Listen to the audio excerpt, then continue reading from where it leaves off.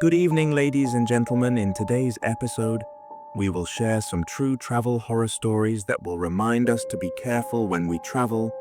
But before starting the video, please consider giving us a like. Also, if you have any terrifying or unnerving experiences of your own, feel free to reach out and share your story with us. Who knows, it might even be featured in one of our future episodes. Sarah and Jake were driving cross-country to visit Sarah's family for Thanksgiving. They had taken the scenic route through a sparsely populated area to avoid traffic, but the quiet, isolated highway stretched on endlessly as night fell. The radio played static, and the moon cast eerie shadows over the barren fields. Around midnight, they saw a man standing on the shoulder of the road, his thumb outstretched. His head was bowed, and his tattered clothes were barely visible in the dim glow of the headlights. Jake hesitated but slowed the car. Sarah was apprehensive, but Jake reasoned that it was freezing outside, and leaving him there would feel cruel. The hitchhiker climbed into the back seat without a word. His face was obscured by a hood, and his hands were pale, almost skeletal. Jake tried making small talk, but the man responded with murmurs or silence. He gave vague directions, guiding them deeper into unfamiliar territory.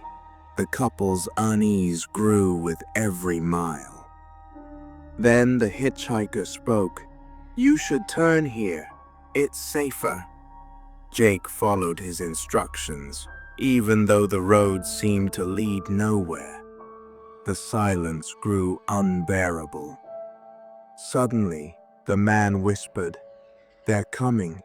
You saved me." Before Sarah could ask what he meant, the car's engine sputtered and died. Jake cursed and got out to check the engine while Sarah stayed inside, nervously glancing at the hitchhiker, who sat unnervingly still. Then she heard Jake scream. She rushed out to find him pointing into the darkness. Shapes moved just beyond the edge of the headlights, figures with glowing eyes. Jake jumped back into the car, and the engine roared back to life. They sped away, but when Sarah turned to check on the hitchhiker, he was gone. Only his muddy footprints remained on the back seat, leading to the locked car door. The couple later learned that a man matching the hitchhiker's description had been killed in a hit-and-run on that stretch of highway years earlier. Drivers often reported picking him up, only for him to vanish when danger approached.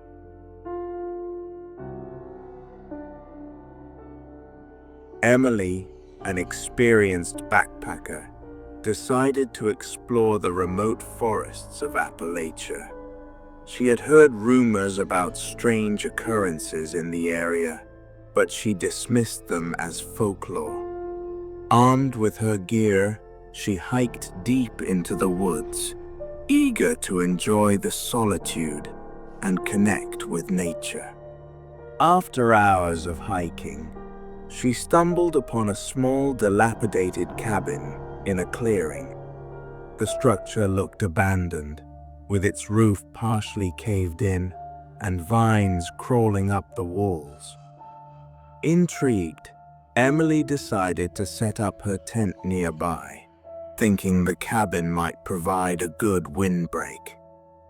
That night, she was woken by faint laughter echoing through the woods. Groggy, she assumed it was her imagination or distant campers. But as the night went on, the sounds grew closer, footsteps crunching on fallen leaves, whispers that seemed to circle her tent. She peered outside with her flashlight but saw nothing.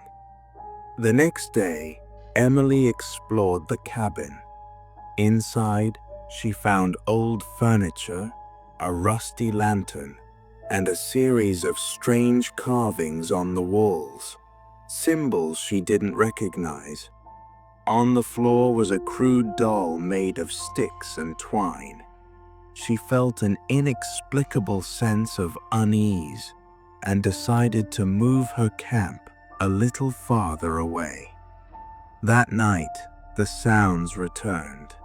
Laughter, footsteps, and now something new. The sound of her tent zipper slowly sliding open. She bolted upright, clutching her flashlight, but no one was there. The next morning, Emily discovered her gear had been disturbed. Her backpack was unzipped, and items were strewn about as if someone, or something, had been rummaging through them. Near the cabin, she found a note pinned to a tree.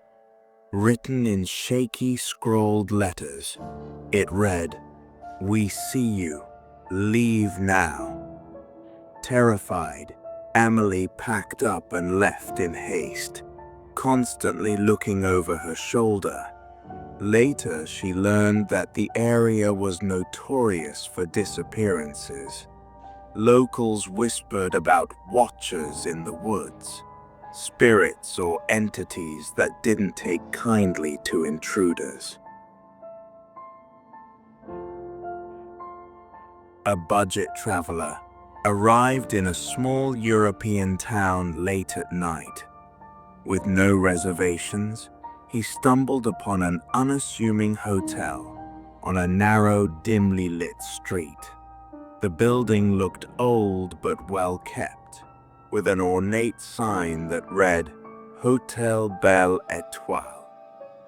The receptionist was an elderly man with a peculiar demeanor.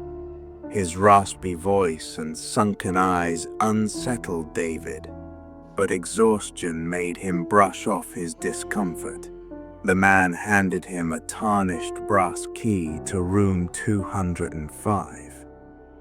As David headed upstairs, the receptionist stopped him and warned in a hushed tone, "Stay away from room 207. David chuckled nervously, assuming it was a joke, and went to his room. It was small but clean, with antique furniture and a faint smell of lavender. He unpacked and settled in for the night. Around 2 a.m., he was startled awake by muffled screams and loud knocking from the direction of room 207. He tried to ignore it, but the sounds persisted, screaming, crying, and a low, guttural growl. Unable to sleep, David decided to investigate. The corridor was empty, and the door to room 207 was slightly ajar. Against his better judgment, he pushed it open. Inside, the air was cold and heavy. The room was completely empty, save for chains hanging from the walls and deep scratches gouged into the floor. A feeling of dread washed over him, and he fled back to his room, locking the door behind him. The next morning, David went to check out, but the receptionist was nowhere to be found. The lobby was eerily silent. Confused, he left the key on the desk and stepped outside, only to find the hotel boarded up and in ruins, with a closed sign hanging crookedly on the door. He later discovered that Hotel Belle Étoile had been abandoned for decades after a series of mysterious disappearances. Local legends claimed that the hotel was cursed, and those who stayed in room 207 were never seen again.